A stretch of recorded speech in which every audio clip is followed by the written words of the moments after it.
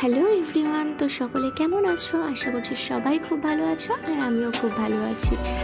তো আজকে আমি একটা নতুন রেসিপি ট্রাই করছি, জানি না কেমন হবে, তবে আশা করছি ভালোই হবে, দেখা যাক। তো ফার্স্টে আমি বাটারটা কড়াইতে দিয়ে দিয়েছি, দেন ওটার মধ্যে ভালো করে ধুয়ে রাখা চিকেনটা দিয়ে ভেজে নিয়েছি।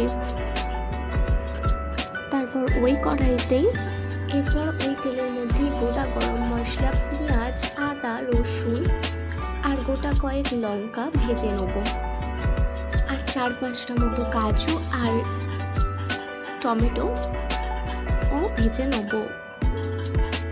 তারপর মশলাটা যখন ঠান্ডা হয়ে যাবে তো মিক্সিতে একটা স্মুথ পেস্ট করে নেব ওই মশলাটার।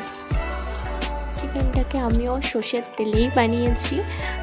তো চিকেনের কড়াইতে ফার্স্টে সর্ষের তেল দিয়ে দিলাম, তারপর সর্ষের তেলের মধ্যে অবশ্যই একটু বাটার দেবে, তারপর গোটা গরম মশলা, লবঙ্গ আর তার সাথে গোটা কয়েক গোলমরিচ ফোড়ন দিয়েছি।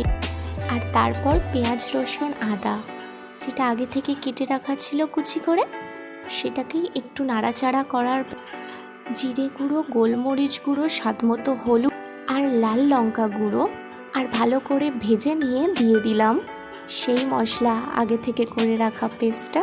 তারপর স্বাদমতো লবণ দিয়েছি, তারপর ঢেকে প্রায় 14 থেকে 15 মিনিট রেখে দিয়ে এবার দেখো মশলা থেকে তেল ছেড়ে দিয়েছে, তাই চিকেনটা আমি যোগ করে দিয়েছি ওর মধ্যে। ভালো মতোই তেল ছাড়া অবধি আমি ভালো করে মশলাটাকে কষিয়ে